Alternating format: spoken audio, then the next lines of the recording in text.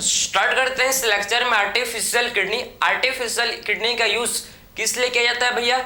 Acute renal failure के case में इसका यूज करते हैं। ठीक, एक्यूट रीनल मींस किडनी। ठीक है, एक्यूट किडनी फेलियर या आप बोल सकते हो रीनल फेलियर के केस में इसका यूज किया जाता है। इसमें हम लोग आर्टिफिशियल किडनी में डिस्कस करेंगे हीमोडायलिसिस। ठीक है, आखिर में हीमोडायलिसिस कैसे किया जाता है, क्या इसका प्रोसेस, कंप्लीट प्रोसेस को मैं आपको यहाँ डिस्कस करूंगा। ठीक, इसके कंप्लीट प्रोसेस को डिस्कस करूंगा। ठीक है, तो आप ये देखो, ये पेशेंट है भैया जिसका, ठीक है, एक्यूट रिनल फेलियर है, जिसका किडनी फेलियर है। ठीक है, ये पेशेंट है जो कि इसका एक्यूट रिनल फेलियर है। ठीक है, समझे ना, समझे, इसका एक्यूट रिनल फेलियर। देखो ये पेशेंट आपको दिख रहा है भैया, आप देखो पेशेंट क्लियर है, ये आप देख सकते हो पेशेंट। ठीक है, जिसका हम लोग क्या करते हैं, पेशेंट का जो हैंड का देखो, इसके जो, ठीक है, इसके जो हाथ, इतना बड़ा हाथ, ठीक है, मैंने बनाया आपको समझने के लिए। ठीक है, ठीक, इसके हैंड का जो आप ध्यान से देखो, ठीक है, ध्यान से देखो, इसका जो आपके देखो रेडियल आर्टरी, इसके हम लोग क्या करते हैं, जो इसका रेडियल, ये आपका है रेडियल आर्टरी और रेडियल वेन। ठीक है, समझे ना, एक होता है इसका, इसके पास एक क्या भैया, एक इसके पास रेडियल आर्टरी और एक इसके पास क्या है, रेडियल वेन। ठीक है, तो जो रेडियल आर्टरी है क्या है, रेडियल आर्टरी या फिर आप बोल सकते हो कन्वीनियंट आर्टरी। रेडियल आर्टरी को ही क्या बोलते हैं, रेडियल आर्टरी को ही बोला जाता है कन्वीनियंट वेन। ठीक है, तो इसके आर्टरी से हम लोग क्या करते हैं, देखो इसके आर्टरी है जो इसका, या आप इसका आर्टरी से बोला जाता है, इसे क्या बोलते हैं भाई, इसे बोलते हैं रेडियल आर्टरी, इसे हम लोग बोलते हैं आर्टरी। इसको आप सिंपली याद रखो, आर्टरी या आर्टरी है। ठीक है, तो क्या करता है समझो, इसके आर्टरी से, ठीक, इसके ध्यान से देखो, ठीक है, इसके आर्टरी से क्या किया जाता है, इसके आर्टरी से, ठीक है, हम लोग ब्लड को क्या करते हैं भैया, पास करते हैं। ठीक है, आप, ठीक है, समझे ना, इसके आर्टरी से देखो ट्यूब को कनेक्ट किया जाता है, ट्यूब को क्या करते हैं भैया, इसके आर्टरी से ब्लड को निकाला जाता है। ठीक, इसके आर्टरी से, पेशेंट के आर्टरी से ब्लड को निकाला जाता है, ब्लड को निकाला जाता है। ठीक, इसके आर्टरी से, पेशेंट के आर्टरी से ब्लड को निकाला जाता है। ठीक है, और इसको आप ध्यान से देखो, इसको, ठीक है, निकालने के बाद, उसके बाद इसमें आप क्या करते हैं भाई, इसमें हम लोग ब्लड में क्या करते हैं, ब्लड को आप जैसे ही बॉडी से बाहर निकालोगे, ब्लड का एक प्रॉपर्टी है, ब्लड क्या कर जाएगा, ब्लड कोआगुलेट हो जाएगा, समझे, जम जाएगा भैया, ब्लड का प्रॉपर्टी, क्योंकि उसमें क्लोटिंग एंजाइम होते हैं प्रेजेंट। हम लोग ने पढ़ा है ब्लड में क्या होते हैं, ब्लड में क्लोटिंग एंजाइम होते हैं। जैसे ही ब्लड बॉडी से बाहर आता है तुरंत वो क्लॉट हो जाएगा। ठीक है, समझे ना, इसीलिए इसमें क्या एंटर करते, इसीलिए क्या डालते हैं भाई, इसीलिए इसमें डालते हैं भाई एंटी कोआगुलेंट, इसीलिए इसमें क्या ऐड करते हैं, एंटी कोआगुलेंट इसमें ऐड किया जाता है। आपने अगर कभी ब्लड टेस्ट करवाया होगा तो आपने देखा होगा, जैसे आप, ठीक है, ब्लड निकाला जाता है आपके बॉडी से, उसको एक, ठीक है, बॉक्स में, ट्यूब में रखते हैं और तुरंत 2 बूंद डालते हैं ना, क्या है भैया, वो आपका एंटी कोआगुलेंट है। उसको नहीं डालेंगे तो आपका ब्लड कोआगुलेट कर जाएगा, समझ है आपको। ठीक है, वो आपका एंटी कोआगुलेंट होता है। ठीक है, तो जैसे हम लोग ठीक है, ये पेशेंट, ठीक, पेशेंट के आर्टरी से हम लोग क्या करेंगे, जैसे ही ब्लड को बाहर निकालेंगे उसके बाद इसमें क्या ऐड करेंगे भैया, इसमें ऐड करेंगे एंटी कोआगुलेंट जो कि होता है हेपरिन। ठीक है, समझे, इसमें क्या करेंगे, इसमें हम लोग ऐड करेंगे, देखो इसमें ऐड किया जाएगा, इसमें ऐड किया जाएगा क्या, इसमें ऐड किया जाएगा, ऐड एंटी कोआगुलेंट, इसमें एंटी कोआगुलेंट ऐड किया जाएगा। ठीक है, इसमें क्या ऐड करेंगे भाई, एंटी कोआगुलेंट, इसमें ऐड करेंगे एंटी कोआगुलेंट, इसमें ऐड करेंगे एंटी कोआगुलेंट ऐड करेंगे, जिसे बोलते हैं एंटी कोआगुलेंट, जिसे बोला जाता है हेपेरिन। ठीक है, समझे, हेपेरिन, जिसको हम लोग ऐड करेंगे ब्लड में। समझे, इसमें हम लोग एंटी कोआगुलेंट ऐड करेंगे, एंटी कोआगुलेंट ऐड करेंगे। अब देखो आप क्या करेंगे भाई, इसमें हम लोग एंटी कोआगुलेंट ऐड करेंगे। ठीक है, उसके बाद इसको पास करता है किससे, इसके बाद इसको पास किया जाता है भैया डायलाइजिंग सॉल्यूशन के थ्रू। ठीक है, एक आप समझो कि डायलाइजिंग सॉल्यूशन है। ठीक है, तो इसको ब्लड को हम लोग सेलोफेन ट्यूब से पास करते हैं। ये देखो आप, ठीक है, ये देखो क्या होता है, मैं आपको समझाऊंगा, टेंशन मत लो। ठीक है, ठीक है, ये सेलोफेन ट्यूब से क्या करता है भाई, ये सेलोफेन ट्यूब से इसको इसमें, ठीक है, ये सेलोफेन ट्यूब से देखो इसमें, ठीक है, सेलोफेन ट्यूब से क्या किया जाता है, सेलोफेन ट्यूब से पास किया जाता है। ठीक है, सेलोफेन ट्यूब से इस ब्लड को फिर पास करेंगे। ठीक है, इस ब्लड को हम लोग क्या करेंगे, फिर सेलोफेन ट्यूब से क्या करेंगे, इस ब्लड को पास करेंगे, ठीक है। सेलोफेन ट्यूब से क्या करेंगे, इस ब्लड को पास करेंगे, क्लियर। सेलोफेन ट्यूब से इस ब्लड को पास करेंगे, क्लियर है। देखो आप ध्यान से, ठीक है। सेलोफेन ट्यूब से क्या करेंगे भैया, इस ब्लड को पास करेंगे, क्लियर है। समझ आपको, सेलोफेन ट्यूब से क्या करेंगे, इस ब्लड को पास करेंगे। ये क्या, ये इसे बोलते हैं सेलोफेन ट्यूब, ठीक। मैं बताऊंगा आपको इसके बाहर क्या होता है। इसके बाहर होता है जिसे बोलते, इसके बाहर हम लोग का होता है भैया डायलाइजिंग सॉल्यूशन। इसके बाहर क्या होता है, इसके बाहर प्रेजेंट होता है जिसे बोलते हैं डायलाइजिंग सॉल्यूशन, ठीक है। तो इसके बाहर आपका क्या होता है, इसके बाहर हम लोग का डायलाइजिंग सॉल्यूशन होता है, ठीक। इसके बाहर डायलाइजिंग सॉल्यूशन प्रेजेंट होता है, ठीक है। डायलाइजिंग सॉल्यूशन प्रेजेंट होता है, ठीक है। इसके आउटसाइड आपके डायलाइजिंग सॉल्यूशन जो कि होता है प्रेजेंट, जो कि हम लोग का डायलाइजिंग सॉल्यूशन होता है प्रेजेंट, ठीक है। बात समझ आया। ये आपका देखो, ठीक है। ब्लड को निकाला, पेशेंट से ब्लड को निकाला, आर्टरी से निकाला, क्योंकि आर्टरी में हाई ब्लड प्रेशर, भैया पता है आपने पढ़ा है आर्टरी एंड वेन के बारे में। आर्टरी में हाई ब्लड प्रेशर होता है, ठीक है। आर्टरी में क्या होता है भाई, हाई ब्लड प्रेशर, इसीलिए ब्लड कहां से निकालते हैं भैया, आर्टरी से निकाला जाता है, जिससे आपका जल्दी आपका डायलाइजिंग प्रोसेस हो, ठीक है। समझे, ये हम लोग का है डायलाइजिंग यूनिट, ये हम लोग का है जिसे बोलते हैं डायलाइजिंग यूनिट, इसे बोला जाता है डायलाइजिंग यूनिट। इसमें आपका क्या होता है भैया, आपके डायलाइजिंग यूनिट में आपका क्या होता है प्रेजेंट, इसमें आपका होता है प्रेजेंट जिसे बोलते हैं डायलाइजिंग सॉल्यूशन। इसमें आपका क्या होता है, देखो इसमें हम लोग का डायलाइजिंग क्या होता है इसमें आपका, ठीक है।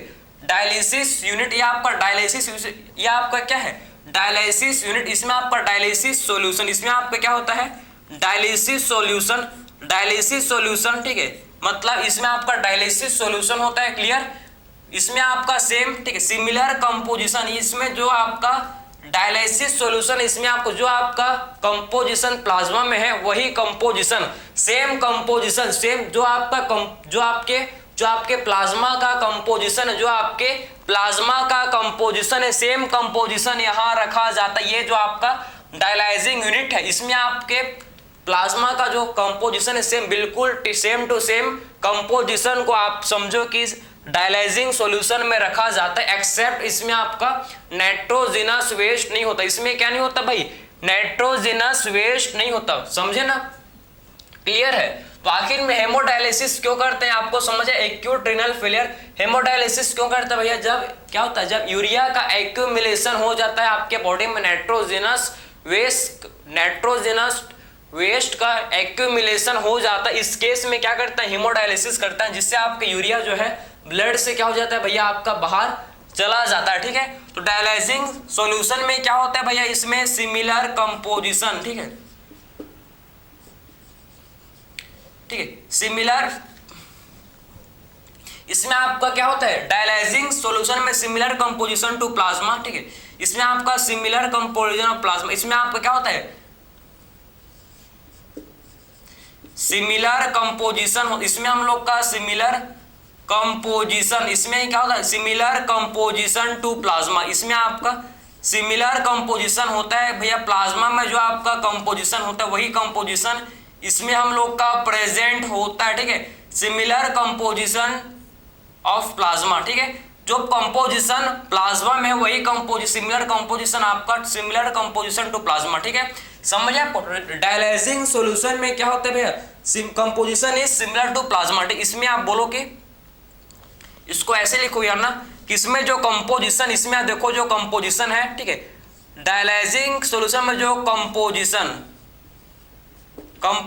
Composition is similar to plasma, इसमें आप ऐसे लिखो कि composition is similar to plasma, इसमें इसका जो कंपोजिशन है ये आपके प्लाज्मा के सिमिलर है, समझ है आपको, इसका कंपोजिशन प्लाज्मा के सिमिलर है, ठीक है।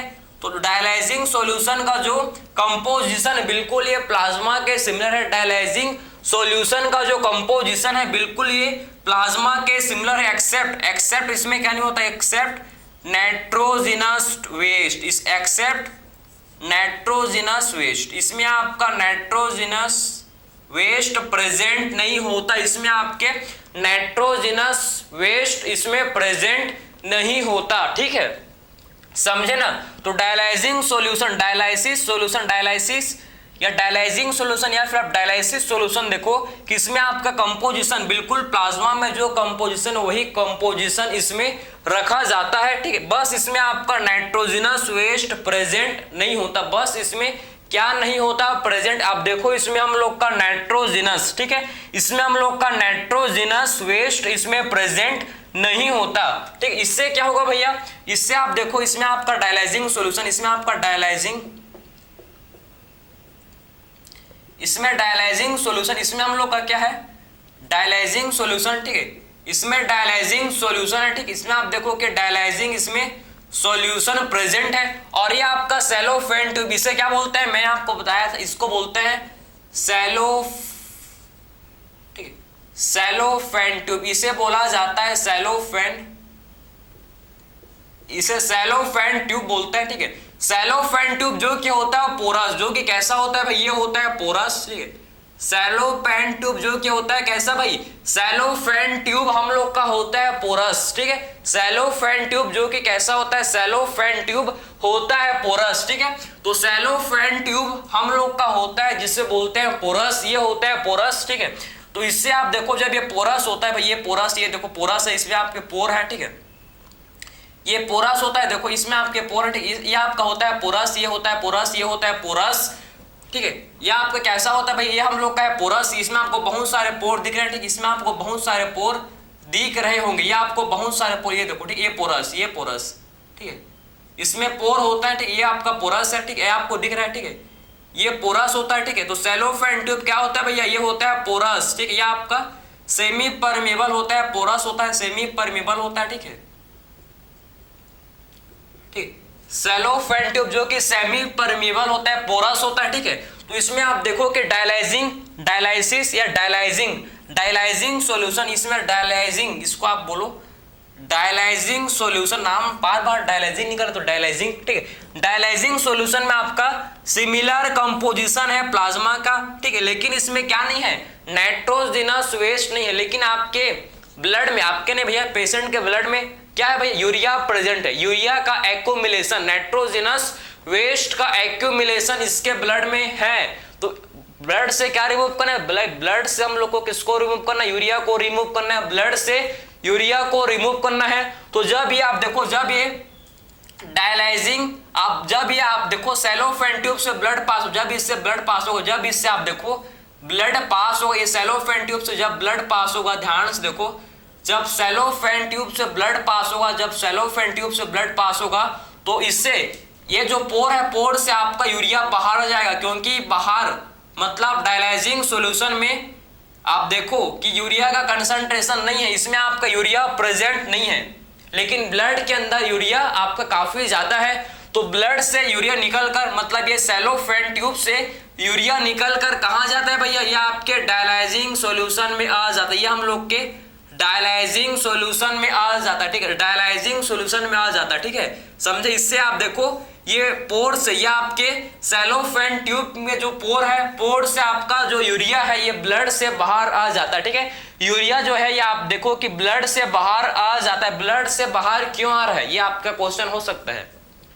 क्योंकि डायलाइजिंग सॉल्यूशन में आपका नाइट्रोजनस वेस्ट बिल्कुल नहीं है, मतलब उसका कंसंट्रेशन जीरो है, उसका कंसंट्रेशन जीरो है, और ब्लड के अंदर जो यूरिया का कंसंट्रेशन है काफी ज्यादा है, ठीक है, मान लो कि 10 है, ठीक है। आपका ध्यान से सुनो, डायलाइजिंग सॉल्यूशन में यूरिया का कंसंट्रेशन जीरो है और आपके ब्लड में यूरिया का कंसंट्रेशन है 10। तो आप मेरे को बताओ, आपने पढ़ा है भैया, क्या आपने पढ़ा है डिफ्यूजन, भैया कोई भी चीज हाई कंसंट्रेशन से कहां जाएगा, हाई कंसंट्रेशन से अपने लो कंसंट्रेशन की तरफ मूव करेगा, ठीक है। तो वही आपको कॉन्सेप्ट लगेगा, यूरिया जो है भैया आपका ब्लड में हाई है, ठीक है, ब्लड में हाई है, और डायलाइजिंग सॉल्यूशन में उसका नहीं है भाई, बिल्कुल उसका एब्सेंट है। तो आपके ब्लड से निकल के यूरिया जो है ये आपके कहां जाता है, ब्लड से निकल के यूरिया या हम लोग के डायलाइजिंग सॉल्यूशन में आ जाता है, ये हम लोग के डायलाइजिंग सॉल्यूशन में आ जाता है, ये हम लोग के डायलाइजिंग सॉल्यूशन में आ जाता है। समझ है आपको, ये इसका पूरा कहानी है, आपको स्टोरी जो आपको समझ आया होगा, ठीक है, बिल्कुल आया होगा, ठीक है। तो आप समझ गए कि एक्चुअल में क्या इसका प्रोसेस है, क्या इसका मैकेनिज्म है, ठीक है। और जो अब जो ब्लड आएगा, अब जो ब्लड इससे डायलाइजिंग सॉल्यूशन से देखो जो ब्लड आएगा, ठीक, इसमें आप देखो इसमें जो ब्लड आएगा भैया, यह आपका प्योर ब्लड, यह आपका होगा ऐसा ब्लड जिसमें यूरिया एब्सेंट है। प्योर मतलब इसमें यूरिया नहीं है भाई, आपका ब्लड का फिल्ट्रेशन हो गया, ठीक है। उसको वापिस से क्या करते हैं पेशेंट के, आप देखो वापिस से चिंगू, ठीक है, इसको अब वापिस से क्या करते हैं, ये जो पेशेंट है इसके हम लोग वेन में, इसके वेन में वापस क्या करते हैं, इसके वेन में वापस हम लोग क्या कर देंगे, देखो इसके वेन में हम लोग, इसका बहुत बड़ा हाथ नहीं बनेगा, ठीक है, इसके वेन में हम लोग क्या कर देंगे भैया, इसको हम लोग डाल देंगे, इसके वेन में हम लोग क्या कर देंगे, इसको इंसर्ट कर देंगे, ठीक है। इसके वेन में हम लोग क्या कर देंगे, इसके वेन में हम लोग ब्लड को फिर से क्या कर देंगे, इसको वापस इसको दे देंगे, निकाले थे ना तो इसको वापस देना पड़ेगा, ठीक है। तो वेन में हम लोग क्या कर देते हैं, ब्लड को वापस इस पेशेंट के भेज देते हैं, ठीक है, समझे ना। वापस से जो आपका प्यूरिफाइड ब्लड है वो वापस से देखो इसमें वेन में निकाल, ब्लड को आखिर में कहां से निकाला जाता है, फ्रॉम आर्टरी, क्योंकि आर्टरी में हाई प्रेशर होता है। वेन में क्यों डालते हैं भाई, वेन में डालेंगे जिससे आपका ब्लड पूरे बॉडी पार्ट में क्या हो जाएगा, सर्कुलेट हो जाएगा, समझे ना, जिससे आपका ब्लड पूरे बॉडी में पहुंच जाएगा, ठीक है, समझे। आखिर में डाला कब जाएगा, आफ्टर एडिंग, आपने एंटी कोआगुलेंट ऐड किया था, अब कोआगुलेंट, ठीक है, एंटी, आप समझो कि आपको क्या करना पड़ेगा, आपको एंटी हेपरिन ऐड करना पड़ेगा, आपको कोआगुलेंट ऐड करने के बाद ही डालना पड़ेगा, ठीक है। अब आप इसमें क्या ऐड करोगे, इसमें आप ऐड करोगे क्या, इसमें आप ऐड करोगे एंटी हेपरिन, ठीक है, आप इसमें ऐड करो कोआगुलेंट, ठीक, इसमें आप क्या ऐड करोगे, इसमें आप कोआगुलेंट ऐड करोगे, इसमें आप क्या ऐड करोगे, कोआगुलेंट, समझे, जिसे बोलते हैं एंटी हेपरिन, ठीक, इसमें आप कोआगुलेंट ऐड करोगे, इसमें आप क्या करोगे भैया, इसमें आप कोआगुलेंट ऐड करोगे, इसमें कोआगुलेंट ऐड करने के बाद इसको पेशेंट के वेन में इसे डाला जाता है, पेशेंट के आर्टरी से ब्लड को निकाला और कहां डाला भैया, हम लोग ने इसके वेन में डाला, तो इसे बोलते हैं हीमोडायलिसिस, इसे बोला जाता है, इसे हम लोग क्या बोलते हैं, इसे हम लोग हीमोडायलिसिस बोलते हैं, समझे, क्लियर है। कोएगुलेंट पता है ना, एंटी हेपरिन, ठीक है, समझे, कौन सा भाई, एंटी हेपरिन, एंटी हेपरिन, ठीक है, हेपरिन, ठीक, एंटी हेपरिन इसमें डाल देते हैं भाई। उसके बाद पेशेंट के हम लोग रेडियल वेन, आर्टरी नहीं, आर्टरी आपका निकालते हैं, आर्टरी से डाला जाता है वेन में। ये पूरा प्रोसेस है हीमोडायलिसिस का, ठीक है, जिसमें किस केस में करते हैं, जब भैया यूरिया का एक्यूमुलेशन, भैया जब यूरिया का एक्यूमुलेशन हो रहा है कहाँ, जब ब्लड में यूरिया का भैया जब यूरिया का एक्यूमुलेशन हो जाता है ब्लड में, इस कंडीशन को बोलते हैं यूरीमिया। यूरीमिया मतलब accumulation of urea in blood, जब ब्लड में यूरिया का एक्यूमुलेशन हो जाता है तो इसे क्या बोलते हैं, इसे हम लोग बोलते हैं यूरीमिया, इसे बोला जाता है यूरीमिया, ठीक है, समझे, तो इसे बोलते हैं हम लोग यूरीमिया, इसे बोलते हैं, ठीक है, समझ है आपको। तो हीमोडायलिसिस आप समझे कि आखिर में हीमोडायलिसिस कैसे करते हैं, क्या इसका प्रोसेस, आई होप आपको समझ आया होगा, ठीक है, कि आर्टरी से ब्लड को निकालेंगे और किसमें पास करेंगे भैया, हम लोग इसको डायलाइजिंग यूनिट में पास करेंगे। मतलब जब ब्लड आपका देखो सेलोफेन ट्यूब से पास होगा, सेलोफेन ट्यूब से पास होगा तो ब्लड से आपका यूरिया कहाँ जाता है, ब्लड से यूरिया हम लोग के डायलाइजिंग सॉल्यूशन में आ जाता है। क्यों आता है डायलाइजिंग सॉल्यूशन में, क्योंकि इसमें आपका प्लाज्मा का, भाई आपने डायलाइजिंग यूनिट में क्या ऐड किया है, आपने डायलाइजिंग यूनिट में आप देखो इसका सिमिलर कंपोजिशन है प्लाज्मा जैसे, ठीक है, डायलाइजिंग यूनिट का बिल्कुल सेम इसका कंपोजिशन है प्लाज्मा के जैसे, बस इसमें आपका नाइट्रोजनस वेस्ट एब्सेंट, बस इसमें नाइट्रोजनस वेस्ट एब्सेंट है। जब ब्लड ये सेलोफेन ट्यूब से पास होता है तो यूरिया ब्लड से आपके डायलाइजिंग सॉल्यूशन में जाता है, क्योंकि ब्लड में यूरिया का हाई कंसंट्रेशन है, डायलाइजिंग सॉल्यूशन में यूरिया का बिल्कुल कंसंट्रेशन 0 है, इसीलिए आपका सारा यूरिया या आपके डायलाइजिंग यूनिट में आ जाता है, ठीक है, समझे। उसके बाद ये आपका जो प्यूरिफाइड ब्लड जिसमें आपका यूरिया एब्सेंट है उसमें आप क्या ऐड करते हो भाई, इसमें आप कोएगुलेंट जिसे क्या बोलते हैं एंटी हेपरिन ऐड करके पेशेंट के, या आपका क्या है वेन, ये क्या है भाई वेन, ठीक है, वेन में इसे वापिस से हम लोग वेन में इसे डाल देते हैं पेशेंट के, समझ आपको, ठीक है। और ये बेचारा अब खुश, पहले क्या था दुख, अब क्या हो गया ये खुश, ठीक है, ये देखो ये हम लोग का हो गया, ठीक है, खुश, ठीक है, क्लियर है, समझे नहीं। तो ये पूरा प्रोसेस आई होप आपको समझ आया होगा, ये हमको समझ आया होगा, ठीक है। अब आपको मेन इंपॉर्टेंट क्वेश्चन आता कहाँ से उसको आप देखो, ठीक है।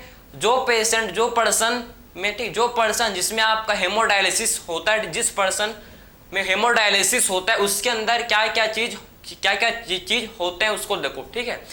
तो जिस पर्सन में हेमोडायलिसिस होता है, देखो हेमोडायलिसिस से क्या होता है भाई, हेमोडायलिसिस से आपके आरबीसी का प्रोडक्शन कम हो जाता है, आरबीसी का प्रोडक्शन कम हो जाता है, इसमें आपका आरबीसी का प्रोडक्शन कम हो जाता है, इसमें समझो हेमोडायलिसिस से क्या होता है, आरबीसी का प्रोडक्शन कम हो जाता है, ठीक है। इससे आप और क्या होता है भाई, इससे आपका और क्या होता है समझो, जो कैल्शियम का एब्जॉर्प्शन है जीआईटी ट्रैक्ट से, ठीक है, समझो कैल्शियम का जो एब्जॉर्प्शन है जीआईटी ट्रैक्ट से, इसका कैल्शियम का एब्जॉर्प्शन भी डिक्रीज हो जाता है, आपके विटामिन डी का सिंथेसिस भी डिक्रीज हो जाता है, ठीक है।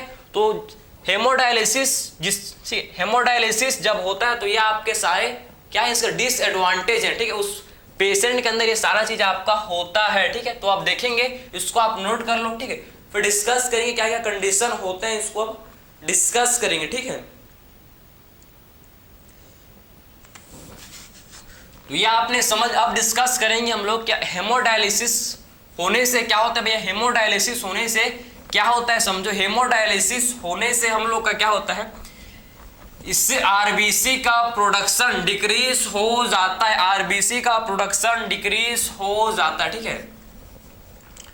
तो हेमोडायलिसिस से क्या होता है, हेमोडायलिसिस से क्या होता है, पहला आप देखो हेमोडायलिसिस से क्या होता है, इससे आपका डिक्रीज आरबीसी प्रोडक्शन, इससे क्या होता है भाई, इससे डिक्रीज आरबीसी प्रोडक्शन, आरबीसी का प्रोडक्शन डिक्रीज आरबीसी प्रोडक्शन, ठीक है। आरबीसी का प्रोडक्शन जो कि डिक्रीज हो जाता है, आरबीसी का प्रोडक्शन जो कि डिक्रीज हो जाता है, डिक्रीज आरबीसी प्रोडक्शन। और क्या होता है भैया, डिक्रीज एब्जॉर्प्शन, ठीक है। आप देखो इससे decrease absorption of calcium, decrease हो जाता है किसका भाई, डिक्रीज एब्जॉर्प्शन ऑफ कैल्शियम, ठीक, decrease absorption of calcium, calcium का एब्जॉर्प्शन जो कि डिक्रीज हो जाता है, decrease absorption of calcium from कहां से भाई, गैस्ट्रोइंटेस्टिनल ट्रैक्ट, मतलब गैस्ट्रोइंटेस्टिनल ट्रैक्ट, जीआईटी ट्रैक्ट, ठीक है। Gastrointestinal tract means GIT tract से क्या होता है भाई, जीआईटी ट्रैक्ट से आप देखो कि कैल्शियम का जो एब्जॉर्प्शन है ये आपका डिक्रीज हो जाता है, कैल्शियम का एब्जॉर्प्शन जो कि हम लोग का डिक्रीज हो जाता है, ठीक है। एंड थर्ड हम लोग का जो क्या है भैया, जो काम नहीं कर पाता ये आपका डिक्रीज विटामिन डी सिंथेसिस, ठीक है। विटामिन डी का सिंथेसिस भी आपका डिक्रीज हो जाता है, ठीक है। विटामिन डी का सिंथेसिस हम लोग का डिक्रीज हो जाता है, ठीक है। विटामिन डी का सिंथेसिस डिक्रीज हो जाता है, ठीक है। तो हेमोडायलिसिस समझे, हेमोडायलिसिस से क्या होता है भाई, हेमोडायलिसिस करवाने से क्या होता है भाई, आप फालतू थोड़ी करवाओगे भाई, आपका जब एक्यूट रीनल फेलियर उस केस में आपको करवाना भी पड़ेगा, ठीक है। तो इस केस में क्या होता है समझो, आरबीसी का प्रोडक्शन डिक्रीज हो जाता है, आरबीसी प्रोडक्शन डिक्रीज, और इसमें आपका, ठीक है, absorption of calcium from GIT tract ये भी आपका डिक्रीज हो जाता है। विटामिन डी का सिंथेसिस भी क्या होता है भाई, इसमें आप देखो विटामिन डी का सिंथेसिस भी डिक्रीज हो जाता है, इससे आप इसमें देखो क्या होता है, और विटामिन डी के सिंथेसिस भी डिक्रीज हो जाता है, ठीक है। समझ है आपको, ठीक है। तो इसमें आप देखो कि विटामिन डी का सिंथेसिस भी डिक्रीज हो जाता है, विटामिन डी का सिंथेसिस इसमें आपको क्या हो जाता है, इसमें डिक्रीज हो जाता है, ठीक है, समझे। तो आखिर में सारे कंडीशन आप ध्यान से सुनो कि आखिर में सारे कंडीशन, ठीक है, सारे कंडीशन आप ध्यान से सुनो कि ये सारे कंडीशन में हम लोग क्या करते हैं भाई, ये सारे कंडीशन क्यों होता है, ठीक है। क्योंकि आपका देखो कि क्योंकि आपका जो आर्टिफिशियल किडनी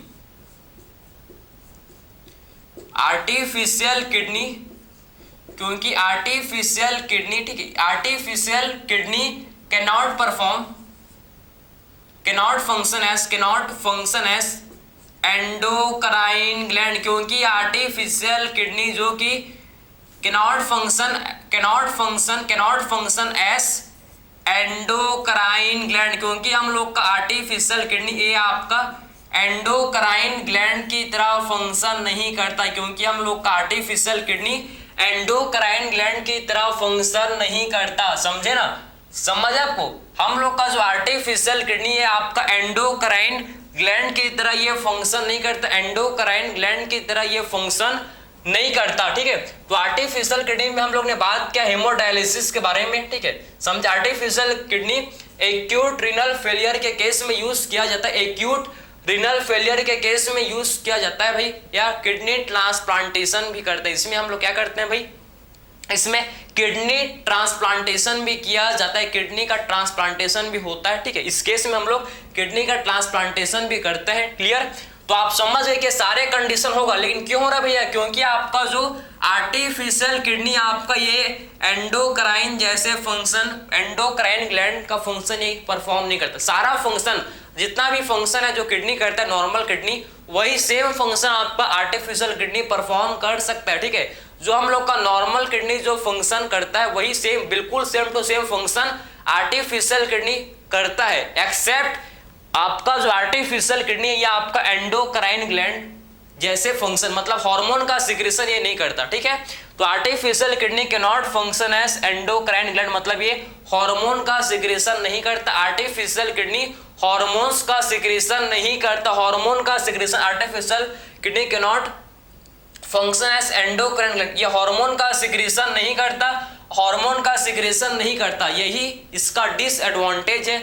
इसमें इस केस में क्या किया जाता है भाई, इस केस में ठीक है, जो पेशेंट है उसको क्या करता है भाई, इंजेक्शन देंगे, इरेथ्रोपोएटिन का इंजेक्शन देंगे जिससे आरबीसी का प्रोडक्शन हो, विटामिन डी का टैबलेट, कैल्शियम का टैबलेट, ठीक है, विटामिन डी का टैबलेट, कैल्शियम का टैबलेट दिया जाता है। ठीक है, इस केस में टैबलेट या विटामिन डी एंड कैल्शियम का टैबलेट दिया जाता है, या फिर इरेथ्रोपोएटिन हार्मोन का इंजेक्शन क्या करते हैं भाई, एडमिनिस्टर किया जाता है। सब चीज का सॉल्यूशन है, सब चीज का सॉल्यूशन है। ठीक है, समझ है आपको, तो आप समझ गए। इसका खराबी है कि इसका बस ये आर्टिफिशियल किडनी हम लोग का एंडोक्राइन ग्लैंड जैसे फंक्शन नहीं करता। ठीक है, ये एंडोक्राइन ग्लैंड जैसे ये फंक्शन परफॉर्म नहीं करता है। ठीक है, बाकी सब फंक्शन ये परफॉर्म कर लेता है, बाकी ये सारे का सारा फंक्शन ये परफॉर्म कर लेता है। ठीक है, तो हम लोग ने डिस्कस किया भाई आर्टिफिशियल किडनी, जिसमें हम लोग ने हीमोडायलिसिस के बारे में डिस्कस किया। आई होप ये आपको समझ आया है कि आखिर में हीमोडायलिसिस कैसे प्रोसेस, क्या टेक्निक है इसमें, किस कैसे, ठीक, कैसे इसको यूज करते हैं, सारा मैंने आपको कंपाइल करके अच्छे से प्रॉपर एक चार्ट के फॉर्म में रिप्रेजेंट किया, जिससे आपका हर एक डाउट क्लियर हो जाए। ठीक है, समझ है आपको, तो मिलते हैं भाई नेक्स्ट लेक्चर में। Thank you.